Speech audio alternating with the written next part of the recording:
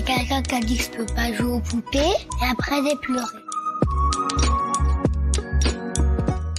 Bienvenue sur Papatriarcat, le podcast qui réfléchit la parentalité au XXIe siècle en essayant de l'affranchir du modèle patriarcal. Aujourd'hui, j'ai l'immense plaisir de recevoir à nouveau une invitée très spéciale, puisque c'est ma compagne Noéla.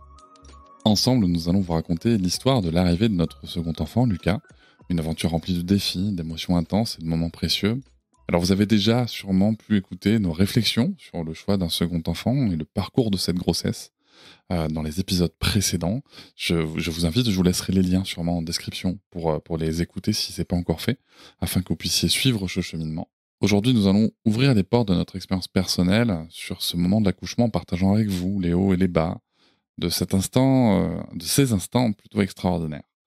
Noéla et moi étions confrontés à des situations inattendues, comme la surprise assez décevante que nos souhaits ne soient pas respectés, notamment que ce soit par rapport à la chambre d'hôpital double au lieu de la chambre individuelle, alors qu'on nous avait jamais expliqué que ça pouvait arriver. Nous avons aussi dû naviguer à travers des incertitudes, des angoisses liées à une césarienne qui était imprévue, qui n'était pas souhaitée. Noéla partagera, et je la remercie, ses sentiments intimes, notamment ses craintes concernant sa santé et sa capacité à prendre soin de bébé en cas de complications. Ces doutes que cette situation assez stressante a développé chez elle. Elle évoquera les difficultés émotionnelles et psychiques qu'elle a dû surmonter, les montagnes russes d'émotions et les décisions médicales difficiles auxquelles nous avons été confrontés. Nous aborderons également la frustration ressentie face au traitement administratif du personnel hospitalier. Encore une fois, je l'ai déjà dit dans différents épisodes, le sujet c'est pas de dire les soignants se font pas bien ou quoi aux caisses, surtout que nous avons nous-mêmes constaté que le moment très désagréable que nous avons pu passer était avant tout un sujet de personnes et d'équipes et non pas de l'ensemble des soignants. Voilà, c'est quelque chose que je tenais à rappeler. Et aussi dans ces moments, l'importance du soutien familial et médical dans ces moments critiques, puisque, comme je le disais, il y a aussi eu des moments de très grand soutien du personnel médical. C'est important de dire que c'est pas blanc ou noir, qu'il y a vraiment des nuances, que c'est pas simplement des gentils patients et des méchants soignants. Voilà, c'est absolument pas le propos. Vous découvrirez comment nous avons préparé cette césarienne, encore une fois, dont on ne voulait pas au départ. Comment Noéla a affronté ses peurs liées à l'anesthésie, par exemple, et comment Lucas a finalement vu le jour. Chaque détail de cette expérience nous a changé et a renforcé notre lien en tant que partenaire de vie et parents. De la première tétée au moment de peau à peau, chaque instant avec Lucas a été un mélange d'émotions intenses et de découvertes inattendues. Alors nous espérons que ce récit, développé avec sincérité et qui est, je trouve, assez émouvant, trouvera écho chez vous, qui vous apportera du réconfort si vous vivez ou si vous avez vécu des moments similaires, et qui vous inspirera à discuter ouvertement de ces expériences uniques et souvent difficilement partagées, même si ce ne sont pas les mêmes. Parce qu'il est essentiel de pouvoir parler ouvertement, sans tabou, de tous ces moments que nous vivons et qui sont des moments qui nous marquent profondément. N'hésitez pas à vous abonner au podcast, à laisser une note avec un max d'étoiles et commenter partout où c'est possible. On se retrouve aussi sur les réseaux sociaux comme Instagram, Facebook, TikTok et LinkedIn. Vous pouvez aussi réagir en laissant un audio sur l'outil SpeakPipe, même depuis votre téléphone, le lien est en description de l'épisode. Allez, on y va tout de suite avec le début de cet échange avec ma compagne. Merci beaucoup chérie de t'être prêtée à cet exercice qui est pas toujours évident. Et moi en tout cas, j'ai vraiment apprécié cette discussion avec toi. Je t'aime et on commence tout de suite. Je vous souhaite une très bonne écoute. Salut chérie. Bonjour. Donc on a raconté un petit peu cette grossesse en se gardant la fin. Alors attention, si vous aimez pas les séries à suspense, faut pas écouter. Ouais, ou si vous êtes enceinte, faut pas se faire peur. Ouais, faut pas. Bien sûr, t'as raison, faut pas se faire peur si vous êtes enceinte. C'est pas forcément ça. Ou si vous avez vécu la même chose, parce que c'est aussi ça. Tu vois, on met souvent des trigger warnings sur les gens qu'on peut blesser. Moi, par rapport à Journal de Papa, j'ai surtout eu des retours de personnes qui m'ont dit ça fait du bien de savoir qu'on n'est pas les seuls à galérer, tu vois. Des gens qui ont été dans la même situation que nous avec le transverse et tout. Et donc ça peut aussi faire du bien. Ça peut pas que faire que inquiéter. Tu changes de gynéco et bébé est transverse. Donc là, c'est la loose. On a fait l'écho à 36 semaines, là. Bébé tête en bas, on se dit, oh, c'est bon, c'est réglé. Parce qu'avec Sarah, donc, elle avait été en siège longtemps. Donc, je me souviens qu'il y avait une deadline jusqu'à la possible version, là, où il manipule le bébé pour essayer de le retourner. Et j'avais bougé dans tous les sens, fait de l'acupuncture, l'ostéo, enfin, etc. Et bon, finalement, elle s'était mise tête en bas.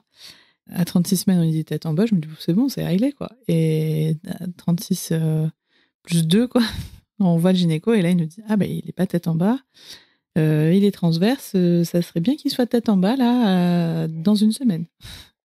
Et là, donc, je me dis, là, on n'a qu'une semaine, c'est un peu short. Bébé va bouger tout le temps. À 37 semaines, il était toujours transverse. Il nous propose de faire la VME quelques jours après. Et on dit, on va voir. Déjà, il se passe le week-end. Oui, parce qu'il devait faire soit la VME le jour même, soit quelques jours après. Donc, il va nous laisser quelques jours. Et parce qu'il y a beaucoup de monde en salle d'accouchement. Après, il nous l'impose pas. Hein. Non, mais en fait, l'idée quand même, le plus tôt c'est le mieux parce que voilà, comme après, bébé grandit, donc il prend de la place, donc il a moins de chances de bouger. Et moi, j'étais pas hyper pressée, évidemment. J'étais un peu stressée de ça. Comme j'avais une césarienne avant, j'avais pris un livre de l'association Césarine qui était, je sais plus comment il s'appelle, enfin c'était le livre sur la césarienne, quoi, pour avoir des informations, et j'ai trouvé vraiment super parce qu'au moins il y avait toutes les informations sur qu'est-ce qui se passe, quels sont nos droits en fait, quels sont nos droits sur faire un accouchement voix basse ou pas accouchement voix basse, parce qu'il y avait cette histoire de macrosomie avant, là il y avait cette histoire de positionnement, ça parlait aussi de la VME, est-ce qu'on a un risque avec la césarienne d'avant à faire une VME. Donc, du coup j'avais été super informée, ça m'avait donné plein d'infos, et donc là il y avait cette VME qui arrivait, donc la VME c'était un peu stressant. La VME, c'était... moi, j'ai trouvé ça stressant, surtout que, du coup, toi, tu m'avais parlé des risques de la VME en me disant que ça pouvait déclencher, je sais pas quoi. Oui, parfois, il te... Oui, donc, on était parti un peu en mode... en fait, comme on n'avait pas fait les sacs à ce moment-là de maternité, on était un peu en mode... YOLO, on part... Noëlla, l'exploratrice, part faire sa VME avec son petit sac, alors que rien d'autre n'est prêt. Et surtout, moi, ce que j'avais trouvé impressionnant, c'était la manipulation en elle-même, quoi. C'est que ça tordait de ouf, quoi, tu vois. Et moi, j'ai pas regardé, donc en fait, j'avais juste les sensations. Mais la sensation avait pas l'air d'être géniale, mais... En soi, c'était pas douloureux. Moi, je soufflais pour pas me tendre, en fait, pour être détendue. Je soufflais, mais en fait, il y avait un passage après. Moi, j'avais mal en bas à gauche, quoi, ce passage. Et ça m'arrivait très souvent... durant la fin de grossesse, à cet endroit-là, et du coup, j'avais l'impression qu'il y avait un obstacle, quoi. C'est-à-dire, voilà, en fait, il a pu pousser, et puis quand il essayait là, là, ça me faisait mal là, donc, et à ce moment-là, il arrêtait, en fait. Alors, pour que les gens comprennent bien, la VME, ça s'appelle aussi la version, et ça consiste à essayer de tourner bébé dans le ventre, quoi, pour essayer de dire ça simplement. Et là, en fait, du coup, Lucas, il était transverse, c'est-à-dire, il avait la tête à gauche, les pieds un peu en haut à droite. Et l'idée, c'était de le mettre tête en bas. Enfin, les fesses à droite. La tête à gauche, les fesses à droite. Oui, les pieds. Les pieds, c'était juste plus haut. Ah oui, ils étaient plus haut, t'as raison, les fesses à droite. Il va tourner comme ça en appuyant. T'as pas mal et tout, mais je t'assure, c'est impressionnant à regarder. Donc pour les futurs darons ou daronnes ou coparents qui écoutent, voilà, vraiment, il appuie fort. Enfin, moi, j'ai vraiment l'impression qu'il est en train d'appuyer très très fort. Et donc, il va essayer de mettre la tête de Lucas vers le bas. Il y a un moment, en effet, où ça va coincer, où il est presque à la verticale. Il est en diagonale, quoi. Et où ça va coincer, et où le gynéco dit, écoutez, là, ça vous fait mal. Voilà. On arrête. Je suis au bout de ce que je pouvais faire. On arrête, ça sert à rien de vous faire mal. En fait, il était plus à gauche ni en bas, il était dans la diagonale, quoi. Il était en diagonale, mais vraiment presque vertical. Il était presque vertical, et on se disait peut-être que on va aller faire confiance à bébé et lui laisser faire le reste de la rotation. En fait, il nous a dit, dans tous les cas, c'est une position qu'il gardera pas. Oui, ça. Donc il va choisir où aller, soit il ira en bas, soit il reviendra où il était, quoi. Et du coup, c'est après, au rendez-vous suivant. Donc ça, la VME, c'était le lundi. Et le vendredi, alors il va se passer plusieurs jours où toi, tu vas sentir qu'il bouge, que tu sais pas trop à un moment. T'es joyeuse, t'es triste, Ouais, parce que... c'est compliqué. Parce qu'en fait, le lundi, c'est la VME. Le vendredi, on doit le revoir et planifier après la césarienne, si c'est pas bon. Et du coup, le lundi, on fait la VME, et quelques heures après, il est retransverse. Je le sens, parce qu'en fait, quand un bébé est transverse... Et on a vraiment 2 gros pôles sur les côtés et on n'a rien en haut. Donc, on peut vraiment appuyer en haut sur son ventre très facilement, quoi. Et on a ces 2 gros pôles de chaque côté, quoi. Et du coup, voilà, pour moi, là, la VME, elle a servi à rien. Et puis, finalement, 2 jours le lendemain, le mardi, je crois, il va changer de place. Je crois que c'est à ce moment-là où je vais embêter une sage-femme que je connais pour savoir dans quel sens est bébé parce que franchement, je le sens droit, quoi. Tu le sens vertical. Je le sens vertical, donc peut-être qu'il a la tête en haut, hein, je ne sais pas. Et en fait, elle me dit, bah vas-y, j'ai une collègue qui peut faire l'écho. Si tu veux, elle va regarder, quoi. Et donc, j'arrive là-bas et on fait l'écho.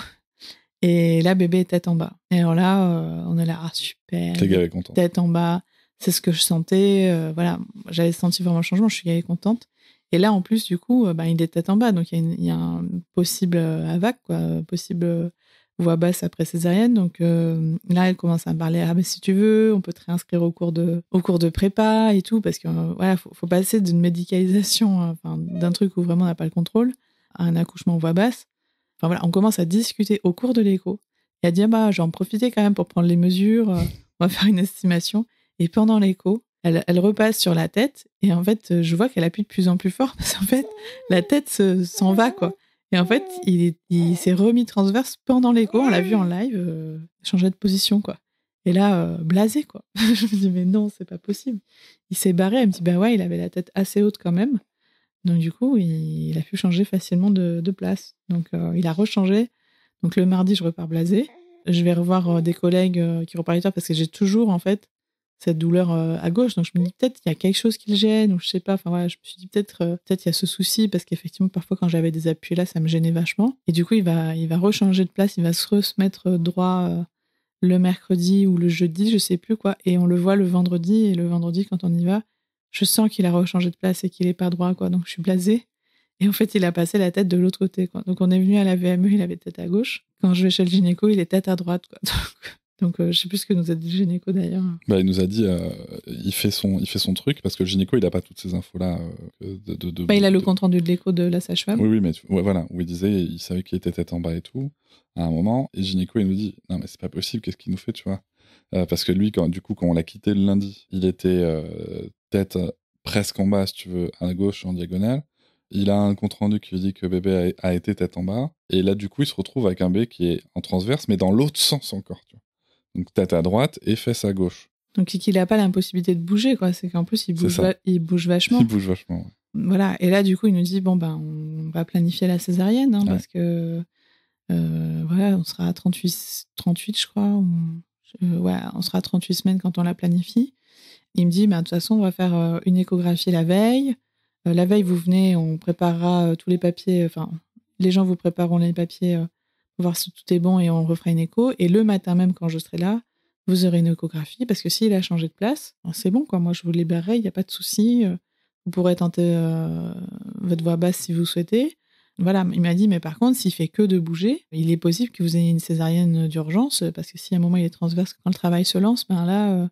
voilà, enfin, pour un bébé transverse, il n'y a pas de possibilité d'accouchement en voix basse, quoi. Il s'engage par l'épaule ou le bras, voilà, c'est pas du tout bon, quoi. C'est pas comme l'histoire du siège, quoi, où là, on aurait pu se dire, là, il y avait pas de possibilité, en fait. Rappelons aussi qu'à ce moment-là, t'as la grippe. Ouais, j'ai la grippe. On l'a dit dans l'épisode précédent, tu vois. Mais... Ouais. Et là, j'ai la grippe, enfin, j'ai la bronchite post-grippe, et je suis un peu au fond. Bah, tu tapes des quintes de tout qui peuvent aller jusqu'à plus d'1h30, tu pleures, à te faire pleurer et tout. Mais c'est qu'en fait, au vendredi où on planifie la césarienne, je suis vraiment fatiguée, mais je tousse pas mal, mais j'ai pas les quintes de tout encore. Et dans la semaine, vont arriver Alors, dans la semaine, on essaye, bébé bouge dans tous les sens. Chaque jour, ça change, c'est affreux parce que c'est les montagnes russes. Et surtout, on essaye d'appeler le gynécologue parce que là, commencent les quintes de tout, et je me dis, mais là... je vais pas y arriver, quoi. Je vais pas y arriver parce que physiquement, déjà, je suis épuisée, j'ai les baisses de tension, enfin, je suis vraiment fatiguée. Et en plus, les quintes de tout, comme c'est plusieurs heures, je me dis, mais post-césarienne, comme j'ai déjà eu une césarienne, je me dis, mais là, tout post-césarienne, je me le sentais pas, en fait. Et le gynécologue, il est pas joignable, quoi. Enfin, j'ai pas osé appeler les salles d'accouchement, donc en fait, il était là-bas. Donc, il est pas joignable, et nous, on arrive le jeudi. Je sais plus, alors, il y a déjà un truc où on essaie de négocier la date. Parce que du coup, on va planifier ça pour le 9 février. Et en fait, moi, j'avais un événement le 10 sur l'île de Ré, que j'ai dû annuler, mais c'est pas grave ça. Mais en fait, j'ai même essayé de le prendre comme argument en disant, est-ce qu'on peut pas décaler au 12 ? Parce qu'en fait, nous, ce qu'on voulait, c'était gagner des jours. Moi, je voulais... parce qu'il y avait quand même ce côté qu'on avait, faisons confiance à bébé, tu vois. Faire confiance à bébé le plus possible, quoi. Moi, de toute façon, je voulais gagner des jours par rapport à son terme, c'est-à-dire, je voulais vraiment qu'il arrive avec le le maximum de compétences. Voilà, pour sa succion, je voulais qu'il soit le plus longtemps possible. Pour sa maturation, je voulais qu'il soit le plus longtemps possible en fait dans le ventre. Bon, Sarah, en plus, elle avait dépassé le terme. Donc. Ouais. Mais et là, en plus, moi, j'avais pas de contraction. Enfin, de toute façon, il appuyait sur rien vu qu'il était transverse. Donc, j'avais vraiment envie que ça soit retardé le plus possible. Et le gynécologue, lui, il a quand même... voilà, il y a des timings. Donc, c'était pas son souhait de prendre ce risque-là. Donc, voilà. Donc, c'est vrai que nous, on a essayé un petit peu de gratter les jours, mais bon... Mais ça n'a pas marché. Il nous a pas... voilà. Il nous a pas mis un couteau sous la gorge pour mettre ce jour, mais on a compris qu'il y avait des enjeux. Normalement, il ne faut pas dépasser tant de jours. Oui, puis il avait quand même regardé son planning du lundi 12. Hein, tu vois, oui. C'est juste pas possible, en fait. Donc, on a été sur le vendredi. Où c'était possible, mais avec quelqu'un d'autre. Et du coup, on s'était dit quand même, quand on était vraiment en confiance, on avait préféré se dire, bon, tant pis, on perd des jours, on reste avec quelqu'un avec qui ça se passe bien. Et on va arriver le jeudi après-midi. Enfin, fin d'après-midi pour la visite pré-achat. Alors, il y avait aussi cette question de dormir à la maternité ou pas. Il nous proposait de rentrer chez nous ou de dormir à la maternité si on souhaitait, parce que les césariennes sont très tôt. Et nous, on savait pas trop. Et puis finalement, quand on est allé le jeudi, donc la veille de la césarienne, je me suis dit non, moi je veux être avec ma famille la veille au soir, même si on s'en va tôt. J'avais besoin de ça parce que je voulais pas... Franchement, en fait, à la base, je voulais pas vivre cette césarienne. Oui, j'aurais été toute seule, mais j'avais pas envie de vivre cette césarienne. Je me sentais pas bien. Je voulais garder un maximum d'amour autour de moi. Donc, je voulais être près de ma famille, voir Sarah encore la veille et tout. Voilà, j'avais pas envie d'être à l'hôpital, quoi. Donc, on arrive là-bas, on sait que j'y dormirai pas, quoi. Par contre, on y allait pour savoir dans quel sens c'était bébé, même si je sentais qu'il était plus tête en bas. Mais quand on a vu le personnel, eux, ils étaient vraiment en mode, bon, on va juste faire les formalités, quoi. Voilà, je pense qu'ils savaient pas forcément l'histoire qu'il bougeait dans tous les sens et qu'il y avait une possibilité qu'on annule. Et donc, moi, j'avais l'impression que c'était acquis pour eux que, bon, on va faire la césarienne. Et on arrivait, on était en mode, on peut faire l'écho déjà.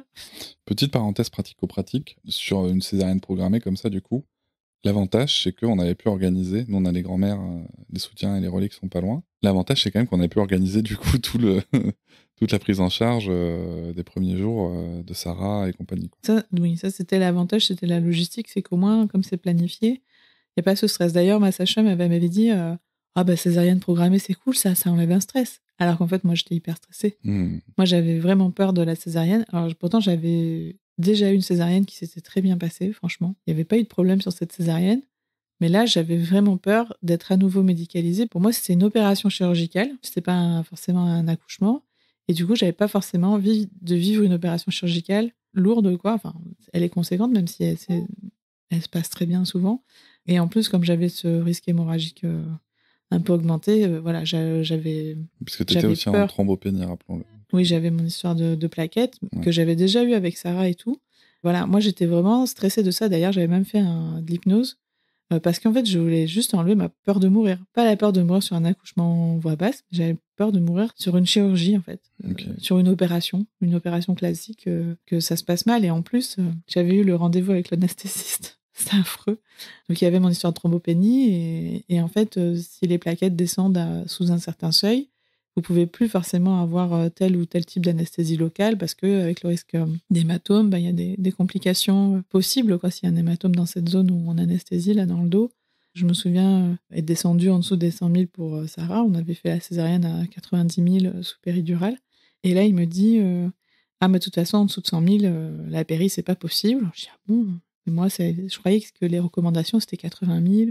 Il dit non, parce que nous, là, on est dans le privé, on est en libéral, c'est notre propre responsabilité. Voilà, je sais pas si dans le public, ça veut dire sur la responsabilité de l'hôpital, je sais pas. Et là, il m'explique par A plus B, mais genre, sont hyper détaillées, les complications possibles qui peuvent s'arriver, mais vraiment dans les heures. C'est-à-dire, vous comprenez, la problématique, c'est que s'il y a un hématome, ça peut arriver... en fait, on va pas se rendre compte des conséquences tout de suite. Donc, en fait, on se rend compte des conséquences à retardement. Et donc, la prise en charge est retardée. C'est pour ça que les conséquences sont plus lourdes. Et donc, il me raconte, donc, vous voyez, quand vous allez vous réveiller, là, vous êtes à 4 heures, il se passe ci. Puis le lendemain, finalement, vous avez ça, mais... on se rend pas compte, machin. En fait, il me fait un détail dans les 48 heures de la complication de la loose, quoi. Et en fait, il me parle de façon très cash, c'est-à-dire, est-ce que vous voulez avoir votre bébé avec vous ou est-ce que vous voulez être en fauteuil roulant pour le reste de votre vie? Ah putain, c'est vrai. C'est des trucs comme ça. Est-ce que vous voulez être avec votre bébé sans avoir eu cette anesthésie-là ou est-ce que vous voulez tout simplement ne pas avoir votre bébé? Enfin, C'était horrible. hyper cash. Donc moi, en fait, j'avais juste dit, je croyais que les recos, c'était 80 000, c'est tout. Et du coup, il m'a fait un plan détaillé comme ça, qui fait que, en fait, dans tous les cas, je suis obligée de te suivre. Je te crois. Si tu me dis le rapport bénéfice-risque, il est pas bon, je te crois et je te suis. Donc, je fais OK. Mais du coup, en fait, toutes ces histoires qu'il m'a dit me sont restées dans la tête pour la césarienne. Quand il m'a dit, comme moi, j'avais un peu peur de ça, en fait. J'avais peur, avec mon risque hémorragique, l'anesthésie locale, que ce soit rachis ou péri, il y a un souci, en fait. Parce que je saignais très facilement. Dès qu'on me faisait une prise de sang, j'avais des hématomes. Enfin, même un dextro, j'avais fait un hématome. Donc, du coup, j'avais peur de ça. Et en fait, pour la césarienne, je gardais ce qu'il m'avait raconté en tête, quoi. Voilà. Et donc, on arrive la veille de la césarienne, le 8. Et c'est vrai que la sage-femme, je crois que c'est une sage-femme qui nous accueille, elle est vraiment en mode oui, on va préparer vos papiers pour la césarienne. C'est acté, en fait. Alors que nous, on avait cet espoir que. Puis déjà, elle pense que tu dors là. Oui, elle pensait que je elle demande même pas, tu vois. Je sais pas si tu te rappelles. En fait, on arrive, le gynéco, avec beaucoup de bienveillance, nous avait dit que voilà, on aurait des choix qui seraient respectés. Ils ont été respectés au final, mais on arrive, on nous demande pas comment on veut que ça se passe, tu vois, en fait.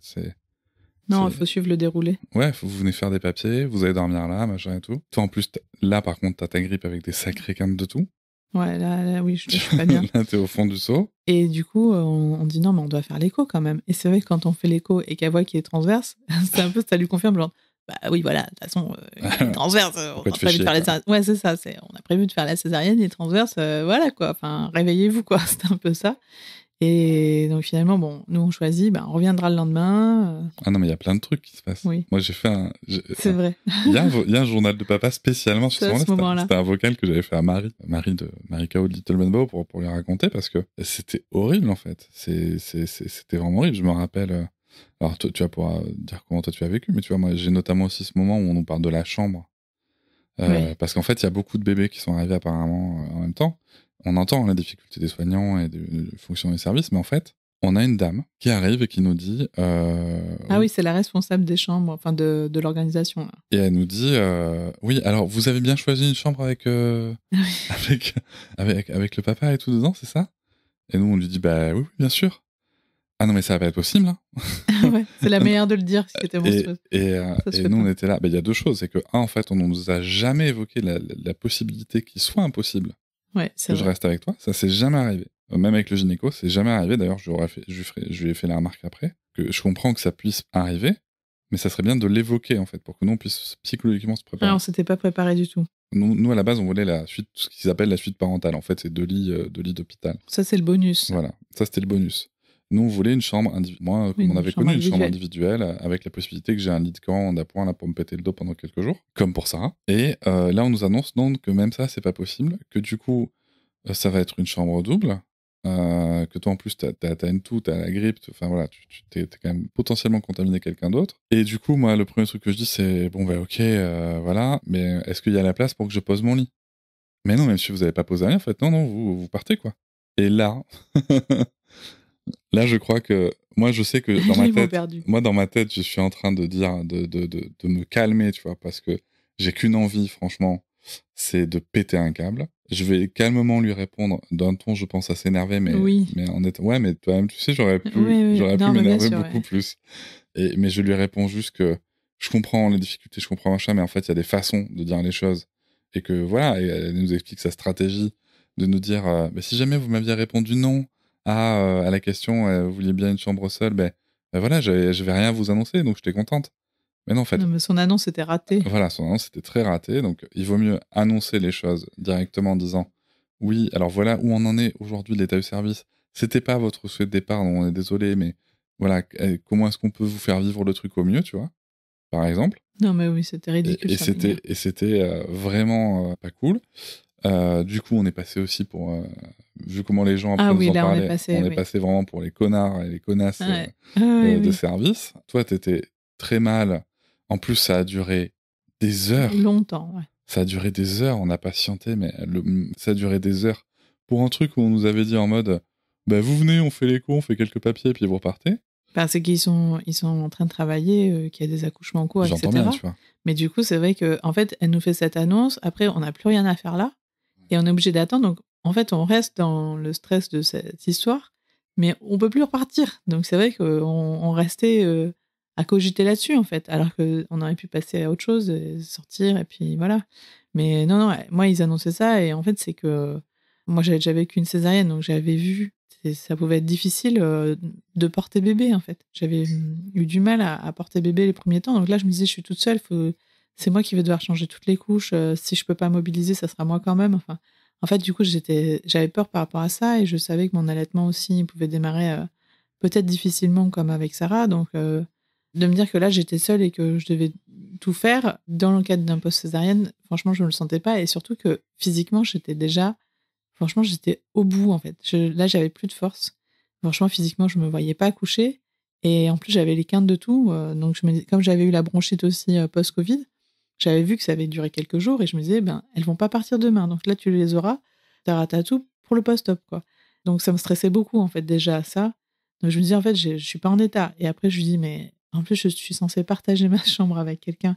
Alors que je tousse comme ça, mais je me sentais pas, j'avais honte en fait pour l'autre maman. J'arrive et je vais tousser à côté de son bébé, mais en fait la meuf, la dame, elle va me détester, quoi. J'arrive avec des microbes et tout, ça va trop mal se passer. J'avais pas du tout envie de partager ça avec quelqu'un d'autre dans ma chambre, de quelqu'un qui a envie surtout que je m'en aille, parce que j'amène les microbes à côté de son bébé qui vient tout juste de naître, quoi. Enfin, moi, je voyais pas comment c'était possible de partager ça. Ça me paraissait trop bizarre, quoi. Donc effectivement, on était dans un très mauvais mood. Et moi, je voulais pas vivre cette césarienne. Et en plus, comme j'avais demandé, c'est là qu'on leur dit, en fait, on aurait souhaité l'appeler pour voir si on pouvait déplacer parce que je me sentais pas physiquement. Mais parce qu'on avait essayé, quand on a vu que tu avais cette quinte de tout qui était vraiment assez incroyable, hein, parce que tu pouvais être en quinte de tout. Le maximum que tu as fait, c'était combien? 2 heures? Oui, ouais, c'est les sans quintes. T'arrêter?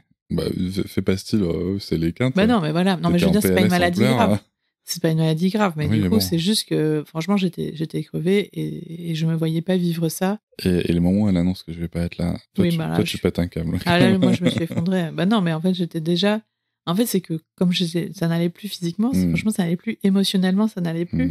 Et il y avait eu toutes ces montagnes russes de il est transverse, pas transverse, etc. Franchement, donc chaque jour, on repart blasé en se disant, de toute façon, il faut que ça se fasse. Là, il n'était pas là la veille au soir, le docteur. Donc, on s'est préparé pour le lendemain matin. Et en plus, moi, tu vois, à ce moment-là, j'ai une rage parce que je vis la même déception que toi, mais en plus, tu vois, je dois contenir cette seconde vague de rage parce que il y a des gens qui sont en train de faire pleurer la femme que j'aime, tu vois. Et j'ai juste envie de leur éclater la tête.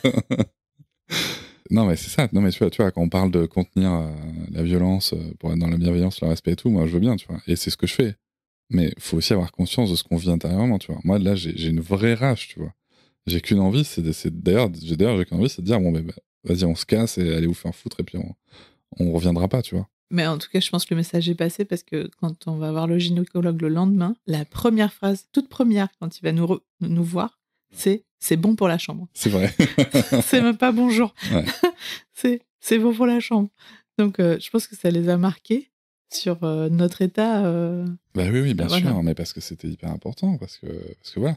Et je me rappelle avoir eu ce débat avec, du coup, une fois que j'avais un petit peu contenu ma rage, avec cette intendante là, qui me disait, mais vous comprenez, il y a une liste d'attente, c'est le premier arrivé, premier servi.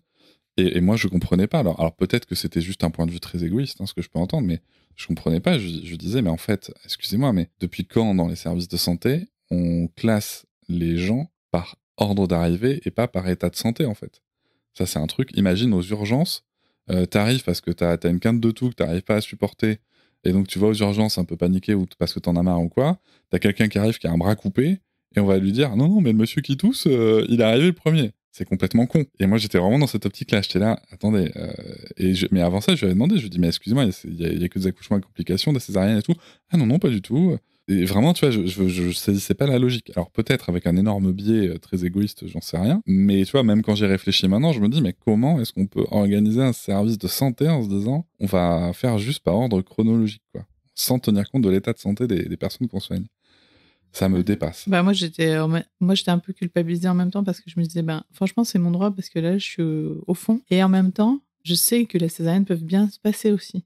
Donc du coup tu vois t'as des personnes qui vont se lever très facilement, elles vont faire plein de choses juste après et d'autres qui sont au fond pendant une semaine, elles ont vraiment du mal à se mobiliser. Donc du coup j'avais aussi cette culpabilité de me dire c'est qu'une césarienne quoi. Enfin, tu vois ce que je veux dire, Ouais, mais... oui mais j'étais entre les deux, c'est-à-dire je suis au fond, je me sens pas, je me sens pas à la force. Et en même temps, en fait, tu fais des chichis pour un truc qui va bien se passer, quoi. Ouais, en même temps, est-ce que c'est Voilà. pas ce qu'on enseigne aux femmes aussi, tu vois? Ouais, mais je sais pas. Mais en tout cas, Enfin, voilà, aux femmes effectivement, racisées, quoi. je me sentais entre les deux, quoi. Parce que c'est vrai que ça leur paraissait disproportionné. Bah, ça les faisait chier. Non, mais c'est Oui. surtout ça, en fait. Ça les aurait bien arrangé, et j'entends que ça les arrange, y a pas de souci. Mais est-ce qu'on peut avoir une autre vision qu'une vision administrative et quantitative Non, mais tout à fait. de la relation à l'être humain, surtout dans le soin, quoi? Alors, on rentre, on essaye de dormir. On dort pas très bien, je crois. Ouais, normal. Et le lendemain, donc on emballe tout ce qu'on a emballé. Moi, je prends ma machine. Ah non, je prends même pas la machine, je crois. Je sais plus, on a pris Bref, toutes les affaires on quand a même. pris les affaires. Et le lendemain, on arrive donc très tôt, à 7h. On part en retard, tu m'en veux un peu, je crois. Oui. Et... enfin, on part en retard, mais on arrive quand même à la bonne heure. Et donc on arrive, je crois qu'il doit être 7h20, 7h30. Mais on avait rendez-vous à 7h. Non, mais du coup, on y va, quoi. On y va. Et c'est surtout que là, il nous installe comme si... Voilà, ça va se passer, là. On va le faire. Vrai. Sauf qu'en fait, Alors, nous, on ne nous l'avait pas annoncé comme ça. Ouais. Le docteur nous a annoncé, on va faire une écho la veille, on va faire une écho le matin même, et s'il y a changement, on reverra. Sauf que quand on arrive, ils ne disent pas genre, on va faire l'écho, et puis on va tout préparer pour la césarienne. Non, c'est, on va tout préparer parce que la césarienne va se passer. C'est ça. Et nous, on fait que répéter, et c'est quand l'écho? C'est ça. Voilà. On commence pas par l'échographie? Ah, mais attendez, le gynéco est pas là, machin et tout. Alors, disons-le aussi, hein, ils nous font venir à 7h ou 7h30. À 7h. Bon, c'était 7h, mais on est plutôt arrivé vers 7h30. Pour une césarienne prévue à 8h30, qui va finalement, dont on va finalement voir le début plutôt vers 9h, 9h15. Hein. Donc, non, mais c'est important parce qu'il y a ça aussi, si tu veux, c'est qu'on arrive extrêmement en avance. On est aussi souvent seul dans l'attente en fait de ce truc et c'est pas un moment hyper agréable et donc ouais on arrive donc il y a cette phrase sur le lit où on se dit bon ben voilà on passe sûrement pour les cons de service mais au moins on a notre chambre. Non, c'est vrai qu'on arrive, ils nous disent bon déjà il y a du changement par rapport à la chambre, ça sera sûrement possible. Ah ok super. Ouais. Après nous on arrive, on est démotivés parce que on veut pas cette césarienne, ouais. On voulait pas que ça soit si tôt, on voulait pas que ça soit dans ces conditions, on voit que je suis toujours mal etc. J'ai toujours mes traitements et du coup on est dans ce mood mais en fait si on était dans le mood super c'est enfin le moment de bébé je pense qu'on l'aurait bien vécu parce que même si t'as 7 ans d'attente mais bon t'es tranquille, t'as pas de douleur, enfin tu vois t'es tranquille quoi, c'est juste que le service il avance à son rythme parce que finalement ils ont quelques trucs à faire pour toi mais ils ont pas 2 heures de travail à faire sur toi pour te préparer, c'est juste au moins t'es installé pour quand le chirurgien arrivera ou l'anesthésiste arrivera quoi. Mais du coup nous on est surtout là dans cette attente, c'est où est l'échographie? C'est surtout ça. Et puis surtout, pendant ce temps, on n'a toujours pas notre échographie, mais ils te mettent la perfusion, ils préparent tout, ils vous disent « Mais c'est bon, prépare le bloc et tout machin. » Oui, mais où est l'échographie? Ouais. Toi, tu commences à pleurer parce que c'est médicalisé, parce que t'as pas envie d'être là, parce que t'as pas envie de la vivre. Il y a cette personne qui vient et qui te dit « Bah alors, madame ?» Parce que, en fait... Mais ça, c'était la deuxième, non? Non, c'était c'était le 9 février. T'as repleuré après, mais ça a été accueilli différemment, mais on y reviendra, mais... Le 9 février, t'as ça. En fait, le 9 février, on arrive, et par ailleurs, on est très bien accueilli par une personne qui est très douce, très à l'écoute, et qui, du coup, quand elle voit que tu pleures, va prévenir la sage-femme qui chapeaute le truc. C'est l'infirmière de bloc qui nous suit depuis le début. Voilà. Et l'infirmière de bloc, elle est vraiment très bien. La sage-femme, qui est au demeurant plutôt sympa, puisque c'est elle qui nous parle de la chambre et tout au début. Oui. Mais là, j'avoue qu'elle vient de voir, et elle dit un truc en gros... Ben alors, ma petite dame, mais faut pas pleurer, mais c'est une césarienne programmée, vous êtes au courant, non? Ouais, bah alors, qu'est-ce qui vous arrive? Vous avez mal? Ben non, j'ai pas mal. Je suis juste une perf, je suis triste. Bah pourquoi? Bah, c'est une césarienne programmée. Bah vous aviez tout le temps de vous y faire. Bah en fait, c'est pas parce que c'est prévu que c'est voulu, déjà. Oui, je lui dis ça et je lui dis, mais après, j'ai le droit de j'ai le droit d'avoir des émotions. En fait, elle va essayer de me convaincre de ne pas pleurer. Je pense qu'elle elle est mal face aux pleurs, c'est fou que ça s'arrête. Elle veut que tu sois pas triste. Oui, alors qu'en fait, oui, elle veut que je sois pas triste. Alors qu'en fait, non, tu pourras rien y faire. Il faut juste accueillir mon émotion ou laisse-moi, en fait. Parce que ou n'interviens pas. Voilà. En fait, moi, j'avais pas besoin d'être convaincue. Je m'y suis préparée, mais j'ai pas envie. Donc voilà, c'était mon droit, quoi. Ça, c'était mon droit de pleurer.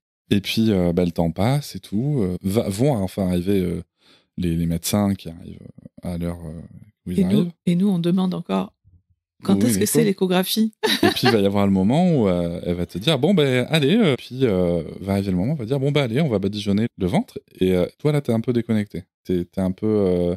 je pense que... Moi, ça y est, ils m'ont fait passer de l'autre côté. Je suis partie, là. Toi, apparemment, il faut continuer. Voilà, toi, t'as débranché, t'es plus là. Et du coup, elle dit qu'elle va faire ça.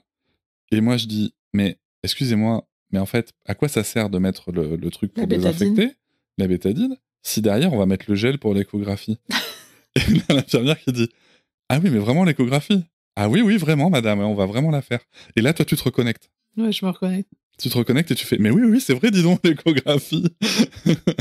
Et du coup, le chirurgien qui nous suit, donc le gynéco, va venir, on va faire l'échographie, et là, bébé à la tête en bas. Et nous, t'as vu, je suis encore ému, moi, d'en parler, ça m'émeut vraiment gavé, quoi. Et là, nous, on est en mode, ouais. Le chirurgien, avec beaucoup de professionnalisme. Qui était fatigué, le pauvre. Qui était fatigué, oui, parce qu'il avait vraiment l'air très fatigué ce jour-là. Il va pas réussir complètement à cacher le fait que... il est blasé. Merde, alors tu vois, il est blasé. Non. Mais il tient son truc, il tient sa parole, c'est très correct. C'est vraiment très bienveillant, je trouve, tu vois, c'est son propos de dire. Mais il va quand même te dire, bon, en effet, il a la tête en bas. Bah là, on fait quoi? Non, mais en fait, il est blasé. Je pense qu'il n'avait pas de pris parti. C'est juste que, voilà, il voyait que du coup, il allait y avoir discussion et que voilà, ça facilitait pas les choses. C'est arrivé et qu'il était toujours transverse. Bon, bah voilà, on a fait, vous voyez, jusqu'au bout. Là, on se retrouvait dans cette possibilité où il nous avait dit que ça pouvait arriver et qu'on était libre. Mais c'est surtout qu'il savait qu'on était dans cette histoire où bébé, c'est pas juste, ça y est, il était en transverse tout le temps. D'un coup, il est tête en bas. Bon, bah, il va sûrement y rester. Voilà, comme Sarah qui était en siège longtemps, puis d'un coup, elle a changé et elle y est restée. Là, on savait qu'on était dans le cas où, en fait, bébé, il bouge tout le temps. Donc là, il est tête en bas. Mais peut-être demain, il est plus tête en bas. Donc en fait, c'est pour ça qu'il nous a dit, bon, bah là, qu'est-ce que vous souhaitez faire? Est-ce qu'on reste? Parce que lui, voilà, il nous avait dit, du fait qu'on avait déjà eu une césarienne avant, il voulait pas déclencher sur un col non prénom. Il nous avait dit, s'il est tête en bas, on déclenche pas ce jour-là, on laissera le travail se faire s'il est toujours tête en bas, quoi. Mais du coup, là, on avait cette possibilité, soit on fait la césarienne maintenant, parce qu'on sait qu'il bouge tout le temps et que c'est un risque de se retrouver dans un cas de transverse encore au moment du travail, soit vous donnez une chance, vous ferez votre accouchement sur un travail qui démarre. Mais peut-être dans de mauvaises conditions. Peut-être, voilà, est-ce que c'est notre choix ou pas de faire une césarienne d'urgence si c'est un bébé transverse là? Est-ce qu'on veut prendre ce risque ou non? Et du coup, en fait, nous, on voit juste une porte de sortie. Enfin, moi, je le vois comme ça, c'est-à-dire, là, je suis dans un état pour moi lamentable. Franchement, j'avais plus de force de niaque, quoi. En fait, c'était ça, j'avais pas la force. Ah, t'étais dans l'abandon. Ouais, moi, j'étais, voilà. En fait, j'allais subir le truc. J'étais pas du tout dans mon bébé va arriver, je vais être en forme pour l'accueillir. Enfin, un minimum, j'avais plus d'énergie, quoi. Donc là, j'avais l'opportunité de me dire, je vais me requinquer. Juste peut-être de 2 jours, en fait. Je demandais pas beaucoup de jours, parce qu'en plus, même avec toute cette toux, j'avais même pas de contraction. Donc je me disais juste, je vais avoir ça. Et moi, je l'ai pris comme une opportunité. Je savais très bien que là, mon bébé, un jour, il est transverse, un moment, il est pas transverse, un moment, il est transverse.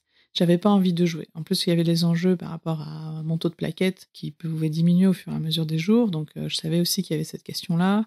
Je voulais pas finir sous anesthésie générale non plus si à un moment il y avait besoin d'une sédation, d'une anesthésie, je veux dire. Il nous a dit, je vous laisse réfléchir. Voilà, il nous a laissé quelques minutes le temps de discuter entre nous, quoi. Et toi, t'avais vraiment la tête genre... Enfin, moi, je me posais des questions quand même. J'étais un peu... Mais je voulais pas prendre la décision seule. Et quand je t'ai regardé, c'était en mode... Mais on s'en va, là. Ah, mais en fait, moi... C'était clair dans ta tête. Moi, à ce moment-là, tu vois, je connais notre projet, on communique beaucoup, j'ai bien vu les sujets et tout. Et je me dis, on se casse. Et en fait, je me dis aussi, il y a bébé qui nous parle, tu vois. En fait, pour moi, c'est un vrai moment où, et je sais que je peux pas paraître perché hein, quand je veux dire ça, hein. Alors, ce que je veux dire là n'a aucune source scientifique, c'est juste mon vécu, hein. Mais en fait, je me dis, bébé a senti que là, fallait se mettre la tête en bas, et il l'a fait. La chanson a marché. Voilà. Non, mais tu vois, à un moment, fallait faire confiance à bébé, on l'a fait. Et donc là, il a la tête en bas. Et on se casse. Et je suis content. Je suis content parce que, pareil, tu vois, c'était pas le bon moment, je le sentais pas, c'était pas le bon accompagnement. Voilà, avec ce qui s'était passé la veille et tout, j'étais vraiment pas, moi, dans un bon mood. Et donc, on se casse. On va s'arrêter dans la voiture, faire un petit audio vite fait pour Journal de Papa, rapido. Je sais pas pourquoi ça m'a pris comme ça. Mais c'était important, je pense, tu vois, de ce moment qui était plein d'émotions. On était quand même un soulagement, quoi, tu vois. Et on a fait un Burger King. Et on a fait. À 10h du matin. Ouais, c'est vrai qu'on est. Ouais, c'est vrai. Putain, il était tellement sale. On a vraiment mangé un énorme Burger King.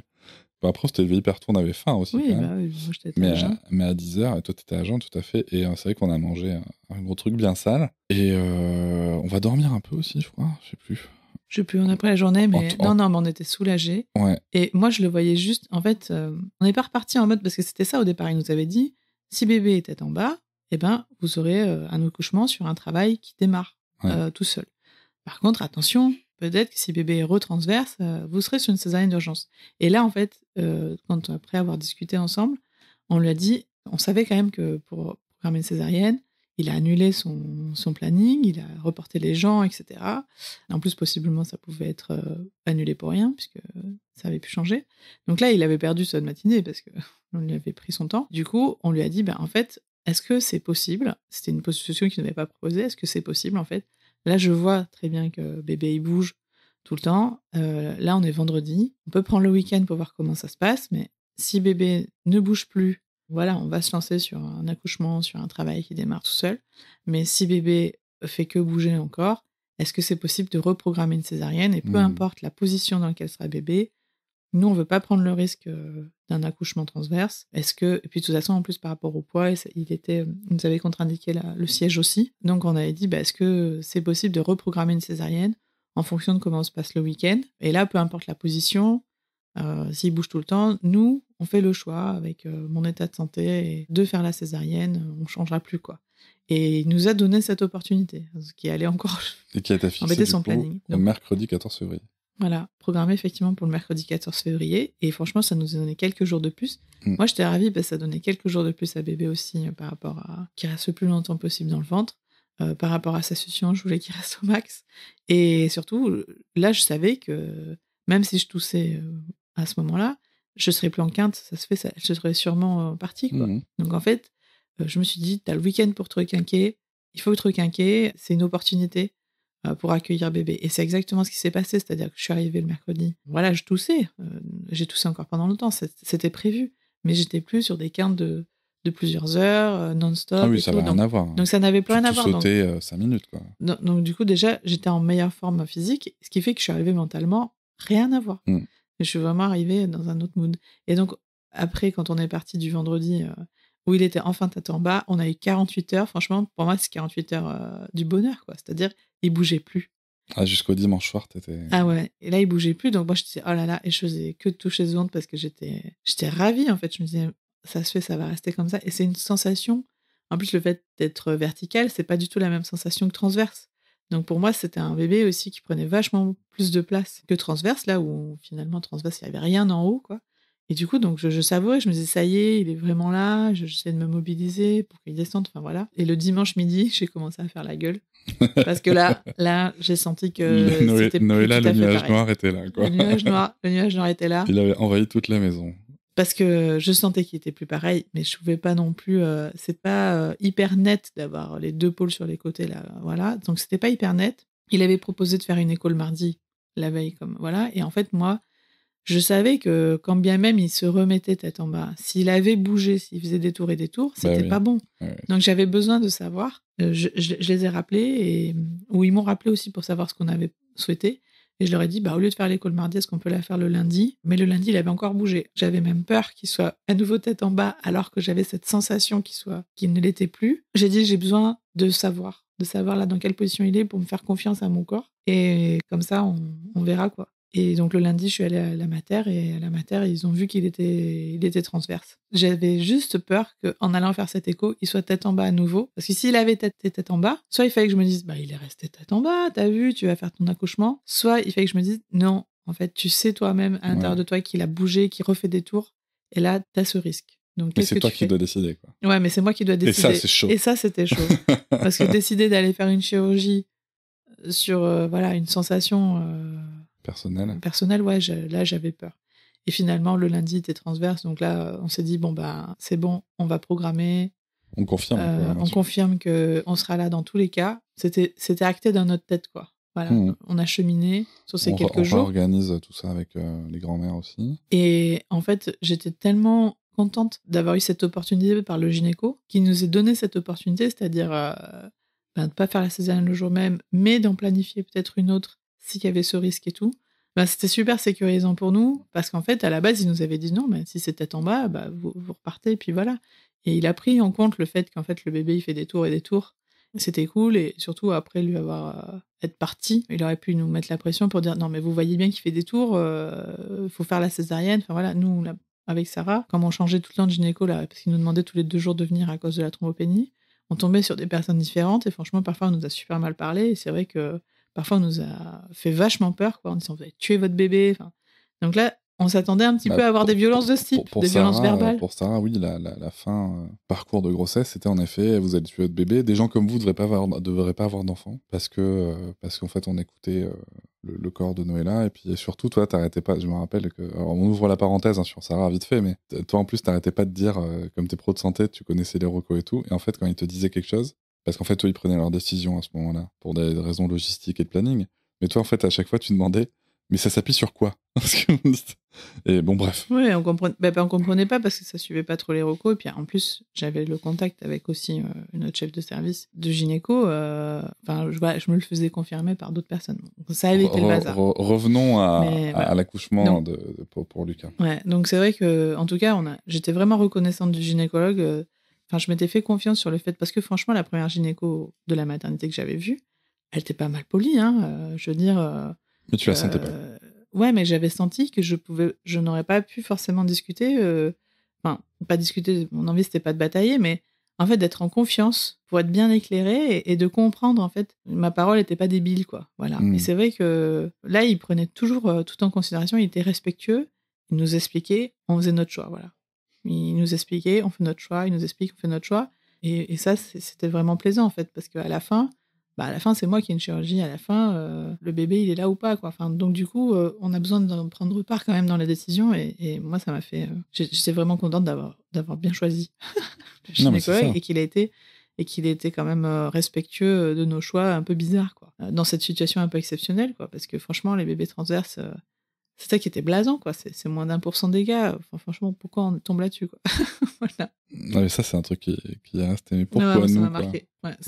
Ouais, oui, parce qu'on comprenait pas en plus la cause de pourquoi il se met pas dans un autre sens. Est-ce qu'il y a un truc qui gêne ou machin. Enfin, voilà. On n'a jamais trop su.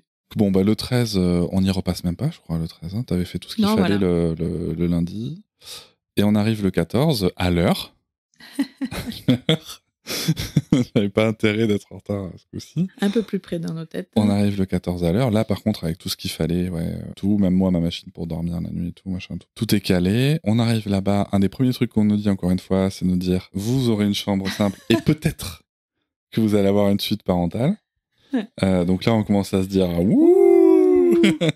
C'est carrément... ça n'a rien à voir. Et on s'auto-félicite d'ailleurs, et on félicite Lucas aussi de dire, finalement, tu vois, même si ça reste une césarienne et tout, tu vois, en fait, voilà, tout ce contexte fait qu'on le vit quand même très différemment. Ah ouais, là, on se dit, franchement, c'est cool parce que déjà, pour le post-op, on est 2. La préparation, t'es tristouille, mais t'es pas... moi, en tout cas, je te sens vraiment dans une autre énergie. Avant, j'avais l'impression d'être une loque humaine.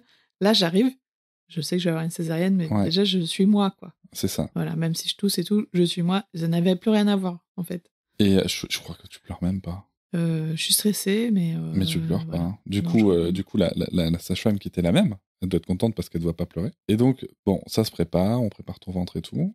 Et là, tu vas partir au bloc. Dans l'organisation, ce qui se passe, c'est que moi, on m'explique que, monsieur, vous restez là, machin. Quand madame part au bloc, vous vous préparez. Donc, j'ai une tenue pour le bloc, etc. Et vous la rejoignez après. vous inquiétez pas, monsieur, il y en a pour 15 minutes max. Ça, c'est parce qu'ils vont... Bref, ils vont faire l'anesthésie pour moi. Voilà. Alors, je vais donner comment moi j'ai vécu ce moment-là, au moment où tu pars au bloc. Elle part au bloc. T'as l'air plutôt confiante. Je me dis, ok. Moi, je suis stressé de ouf. Faut savoir que je déteste les hôpitaux et tout. Enfin, je déteste. J'ai rien contre les gens qui travaillent dans les hôpitaux. Avant, t'avais très peur. J'ai toujours très peur. C'est juste que j'accueille différemment ma peur. Je crois que je suis allé 6 ou 7 fois aux toilettes parce que j'étais trop stressé, du coup, je sais pas. Je n'arrêtais pas d'aller aux toilettes. Donc Noëlla est partie. Il se passe ce qui se passe dans le bloc et moi, j'attends. Je commence à me changer. Je me dis, j'ai 15 minutes pour me changer, je prends mon temps. Je regarde quand même le temps qui passe. Je cache mon téléphone dans ma chaussette parce qu'on voulait faire une photo de bébé sur toi dans le bloc et qu'on nous avait dit normalement, on peut pas entrer avec le téléphone. Mais si vous le cachez, on dira rien. Donc je cache le téléphone dans ma chaussette. Ouais, parce qu'on avait quand même posé toutes les questions de ce qu'on voulait avant. Et voilà, on savait quand même le déroulé qu'on voulait. Oui. Et par contre, ce qui se passe, c'est que les 15 minutes sont dépassées. Et là, de mon côté à moi, je commence à me dire qu'est-ce qui se passe. Je me dis, allez, Cédric, à 5 minutes près, t'inquiète pas. On passe les 20 minutes. Parce qu'en fait, c'est entre 25 et 30 minutes en tout que ça a pris, mais je vous promets que les 5 minutes ou les 10 minutes après les 20 minutes, là, moi, je suis en mode, qu'est-ce qui lui arrive? Qu'est-ce qui se passe? Elle va mourir. Qu'est-ce qui se passe? Parce qu'en plus, ma grande crainte, je l'ai dit dans le journal de papa pendant toute la grossesse, c'est vrai qu'on n'a pas parlé dans l'épisode grossesse, c'est qu'en fait, moi, pendant 9 mois, ma grande crainte, c'est je veux que maman et bébé aillent bien. Je veux arriver à ce moment-là.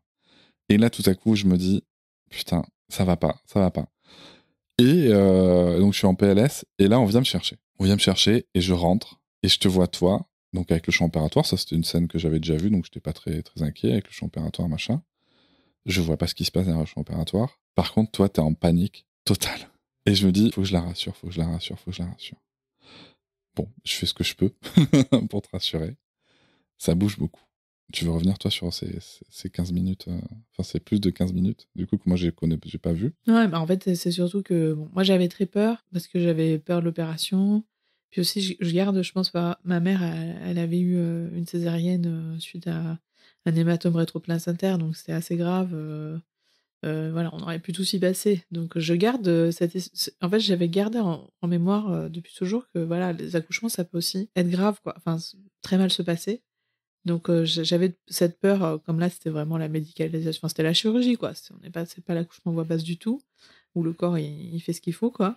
J'avais très peur pour ça et surtout, moi, j'ai toujours peur des échecs d'anesthésie. Voilà, même, quand je suis travaillée en dentaire, j'ai même peur pour mes propres soins parce que je sais que l'anesthésie peut avoir du mal à prendre et donc là, j'avais peur de l'anesthésie également. Donc je devais avoir peur là-bas, je tremblais un peu et tout. En fait, ils font une anesthésie locale et ensuite, ils font l'anesthésie.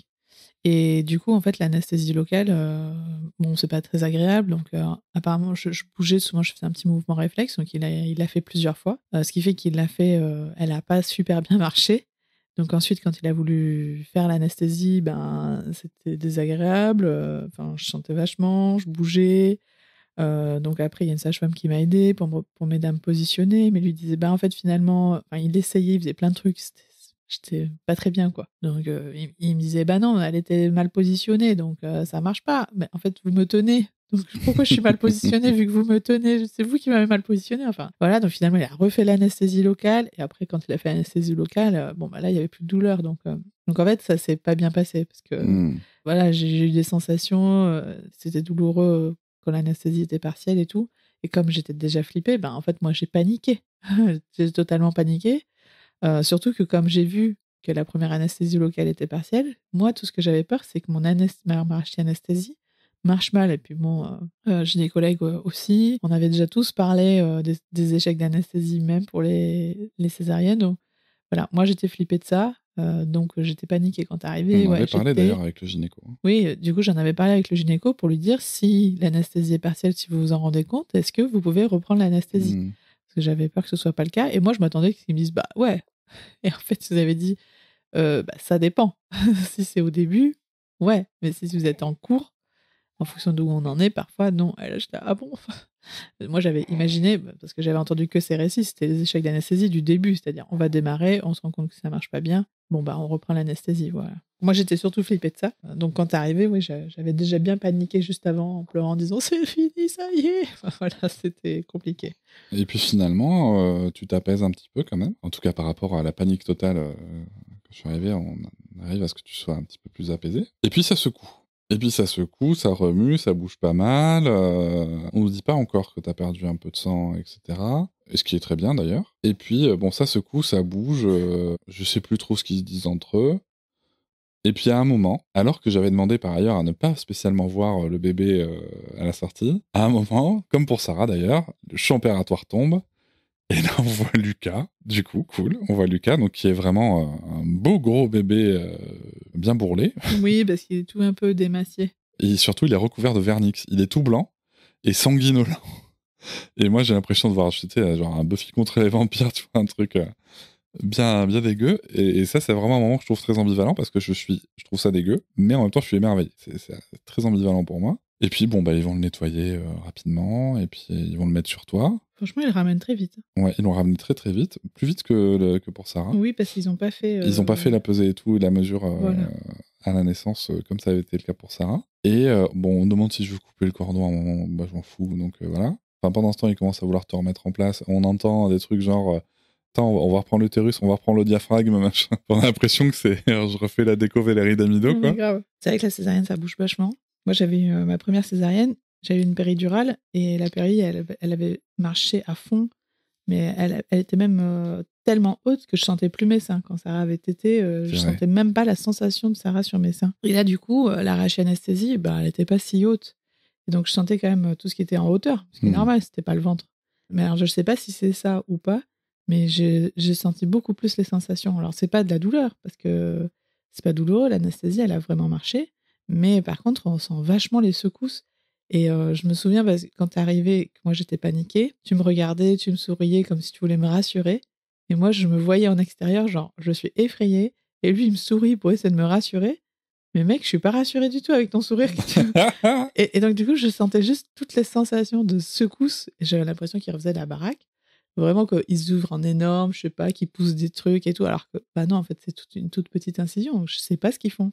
Mais on a vraiment cette impression de secousse, quoi. Voilà, qu'ils forcent, qu'ils appuient, mais vraiment non douloureux, quoi. Moi, j'étais impressionnée parce que j'avais toujours peur qu'à un moment ou un autre, l'anesthésie marche pas, alors qu'elle a vraiment marché jusqu'au bout. Et oui, et en fait, à un moment, je sais pas, j'ai eu l'impression qu'ils étaient beaucoup plus haut. Donc là, ça commençait à être un peu inconfortable et que ça m'appuyait un peu comme sur les poumons ou je sais pas, enfin. Alors que c'est vrai qu'avec ma toux, souvent, je faisais des bulles, là, je sais pas comment dire, j'étais très encombrée au niveau bronchique, donc au bout d'un moment, il fallait que je tousse. Et là, j'y arrivais pas trop, en fait, je pouvais pas trop tousser. Donc je sais pas si c'est le fait d'être allongée longtemps, mais en fait, j'avais l'impression d'être embourbée dans. Voilà, j'avais du mal à respirer, quoi. Donc du coup, je leur dis, j'ai du mal à respirer, ça m'appuie. Je sais plus, ils nous répondent un truc genre, non, mais l'anesthésiste qui répond, non, mais c'est normal, il vous remet le diaphragme. Je sais pas ce que ça voulait dire. J'ai l'impression, mais qu'est-ce qu'il fait? Il refait la baraque ou. Voilà. Mais ça t'a quand même bien paniqué, puisque au même moment, donc là, c'est bon. À ce moment-là, c'est le moment où t'as Lucas qui est posé sur toi. Ouais, ils l'ont mis et sur du moi. coup, en fait, tu nous dis que t'arrives plus à respirer et tout. Ouais. Moi, là, ce que je dis à l'infirmière, c'est on enlève bébé, ça va pas. Par exemple, Lucas, tu vois, il est quand même très proche de ton cou et tout. Enfin, voilà, je me dis, même si c'est pas Lucas qui est la cause de cette sensation. Non, ça rajoute un poids. Voilà, ça rajoute un poids, ça rajoute un stress. Potentiellement, toi, ça te rajoute une culpabilité de te dire j'ai mon bébé sur moi, mais je suis pas là. Et du coup, moi, je dis à l'infirmière, on sort. Non, mais vous me l'avez demandé. J'ai dit au départ, j'ai dit non. Oui, vous m'avez demandé. Alors, c'est elle qui a dû le faire parce que moi, j'étais plutôt en mode. Et après, j'ai dit oui, on l'enlève parce que en fait, j'avais vraiment un poids. Voilà. En fait, j'avais besoin de me redresser pour respirer parce que j'ai l'impression d'avoir un poids sur. En fait, j'ai l'impression de manquer d'air. Du coup, t'as quand même Lucas sur toi. Oui, ça faisait un poids. Ouais, ça faisait un vrai poids. Mais même quand elle a été sortie, ça m'a pas libérée en fait. Ouais. Donc j'avais vraiment cette impression. J'avais besoin d'être semi-assise alors qu'on est parfaitement allongé. Et donc je répétais, je respire. Et je paniquais quoi. En fait, après, voilà, j'ai paniqué. Il y avait l'anesthésiste. Toi, t'étais plus là, mais l'anesthésiste, il me disait toutes les constantes sont normales, madame. Au bout d'un moment, il a pris son stéthoscope. Quand même, je faisais des bulles, mais en fait, je faisais des bulles de ma bronchite. J'ai paniqué parce que j'avais vraiment ce problème d'air pour moi. Et voilà, bon, eux, ils faisaient leur vie. Hein. Et du coup, moi, je pars avec bébé, on se met en peau à peau dans la salle, dans ce qui est normalement une salle d'accouchement, quoi, dans laquelle on va rester 2 heures à peu près. Mais là, par rapport, tu vois, à Sarah, à la première césarienne, toi, tu reviens au bout de 20 minutes, quoi, à peu près. Tu reviens au bout de 20 minutes, alors que pour Sarah, t'étais pas là pendant 3 heures. Ouais, parce Donc que ça, c'était cool. Là, j'avais une bonne tension. Là. Et du coup, t'avais une bien meilleure tension, oui. Même si t'avais perdu beaucoup de sang quand même. Parce que t'as perdu presque 1 litre de sang, c'est ça? Oui, apparemment, il a dit au début j'avais perdu Et, du sang au début. et puis, on va rester là, dans cette pièce pendant 2 heures à peu près. Tu vas faire la première tétée, je crois, la première rencontre. T'as l'air bien. Non, mais je suis éveillée. Ouais. Et effectivement, la première césarienne, à la fin, je me suis sentie partir, en fait. Ouais. Parce que j'avais, je sais plus combien de tension. 7-6, t'avais de tension. Et j'étais vraiment... J'arrivais pas à lever la main pour toucher bébé. Ouais. Au moment de la tétée, j'y arrivais pas, quoi. Alors que là, voilà. Là, j'étais là, quoi. Et surtout, j'étais là, ils m'ont mis semi-assis. Je pouvais à nouveau respirer. J'avais plus ce problème et je me suis rendu compte que je peux respirer, l'anesthésie fonctionne, un bébé est là. J'étais parfaitement consciente. T'étais dans le voilà. kiff. Hein. Alors que la première fois, pour Sarah, c'était pas le cas en fait. Je me souvenais qu'après la césarienne, j'étais plus quoi. J'ai disparu effectivement pendant 3 heures. Donc du coup, je pouvais profiter. J'ai pu faire la tétée. Voilà, on avait demandé à faire la colonisation vaginale. Enfin, on a pu faire ce qu'on voulait. La colonisation vaginale, c'est que t'avais mis des compresses dans ton vagin qui avaient été gardées de côté pour ensuite qu'on tartine le visage de bébé avec. C'est pour des histoires de microbiote. Donc non, et puis on a pu faire la tétée. Donc là, j'ai pu profiter de la première tétée. Je n'avais pas profité pour Sarah. Donc non, là, franchement, j'étais contente. Et puis après, quand l'anesthésie s'en va assez rapidement, ils ont mis en place ce qu'il fallait. Donc voilà, non, c'était cool. On va rester là comme ça pendant 2 heures environ. Et puis ensuite, on va nous annoncer aussi qu'on a bien la suite parentale. Donc là, en plus, on est en mode ouh, c'est la fête. C'est la fête. Et puis on va rester là pendant 2 heures avant d'aller investir la chambre et puis commencer notre second postpartum. Tout à fait. Et puis on va se garder ça pour un autre épisode. Oui. Merci chérie. Merci. Je vous remercie de m'avoir écouté. Je vous invite à vous abonner au podcast sur votre plateforme préférée et à me retrouver sur Instagram, TikTok, Facebook et sur le blog papatriarca.fr. À bientôt.